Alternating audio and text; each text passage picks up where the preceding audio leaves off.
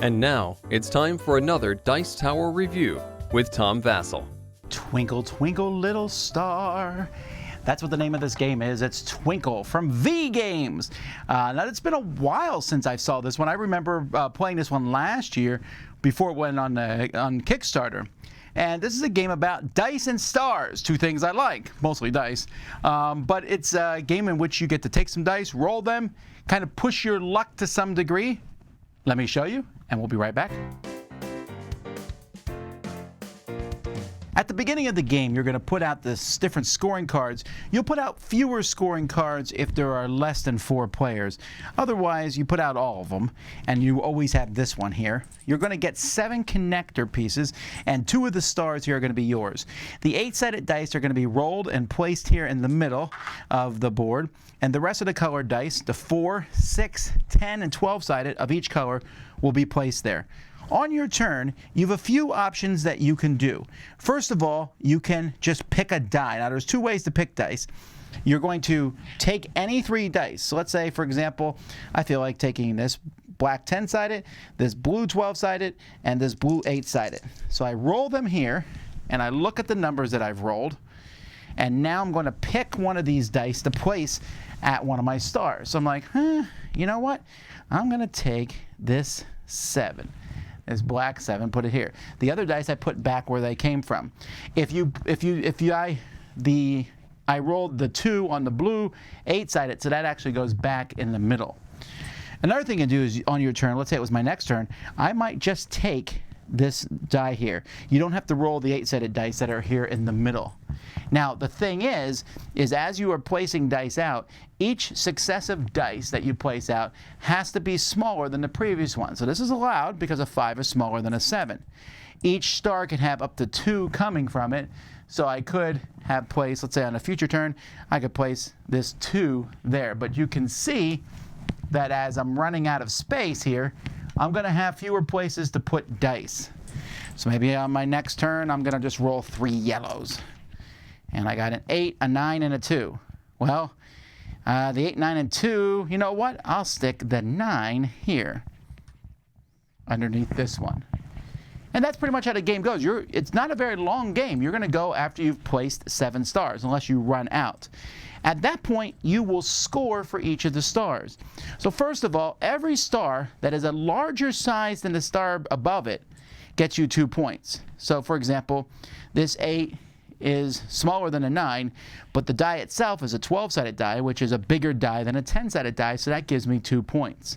And then each color scores separately. So if you have 1 black die, it's 1 point, but if you have more than that, then you're just going to add the total sum of all the numbers on them, and that's going to score you points. Blue dice, you're trying to have a pair of blue dice coming off the same star. That gives you 4 points. A single blue die gives you 1. Yellow dice, you're just trying to get yellow dice. 1 yellow die is 1 point, but if you have 3 or more yellow dice, that's 6 points. Red dice give you points for all the odd numbers in a single row. Green dice give you points for each die of the same side. So if I have a green 6-sided die and I have 2 other 6-sided dice, then that green die is worth 3 points.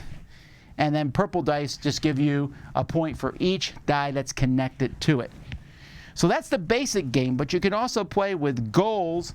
There are copper and silver goals that you can take at the beginning of the game.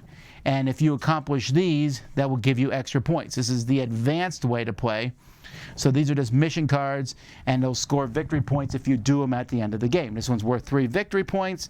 The silver ones are worth a variety of victory points based on what you do on them. And then these purple cards are in here, just if you're playing a solo game.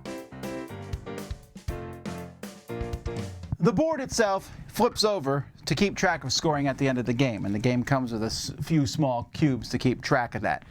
So the game uses these white sticks, which are, well, white sticks. They're fine. You know, they're long wooden sticks. The dice is what matters here, and I'm a big dice connoisseur. These are fairly generic dice, but in this case, they work really well. They're all easy to tell the difference of, and you have different numbers here. It is going to cause color blindness for some folks. If you have color blindness, it's going to be hard maybe to tell the red and green apart.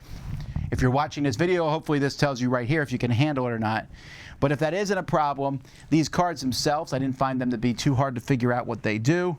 If you're not sure what all the gold and silver goals card do, the rule book's pretty clear on that. There's not a lot of pieces in the game, but everything fits in the plastic insert in a small box. It's a small production, but it works well. Okay, so Twinkle itself, it's a much smaller game than you think, right? You saw it, you're like, wow. I mean, you're really taking 7 turns. Each turn, you pick a die, or you take 3 dice and roll them. And I think for some people, that's too little with too much luck. In fact, of the people here at Dice Tower when we played it, I'm the only person who liked it. But I do like it because it's just such a simple game. Each of the dice scores in different ways. You want, like yellow, you're like, oh, I want 3 dice at 6 points, but someone else might want those yellow dice. So yeah, I might pivot. So each dice scores slightly differently. I have to think about how that works, but more importantly, what 3 dice am I taking? So at the beginning of the game, I normally will play 3 10-sided dice. Why? Because I'm trying to, one of them I'm hoping will be a fairly high number. Hoping. And once I put it out there, then I'm going to roll 12-sided dice on future turns and hope to put one underneath. That gives me that extra 2 points. But not only that, I'm also thinking, what color am I going to try to do this turn? Will I try to do purple? Have a lot of connections to purple. Or will I do the red one and try to get a bunch in a straight line? Or greens. Green is my favorite color. Now, the base game is okay. Once you add in the silver and copper bonuses, they make a little bit more. You're trying to go for various goals. That being the case, I still see scores are not too far apart, so every die counts, which means a bad roll can mess you up. But you know what? The game is like 20 minutes, maybe 30. It's not very long. I think it looks neat when you set it up, like, oh, here's my little array of stars, and not just mine, but I see 4 of those around the table. And so when I combine all that stuff together, I'm pretty happy with the whole thing.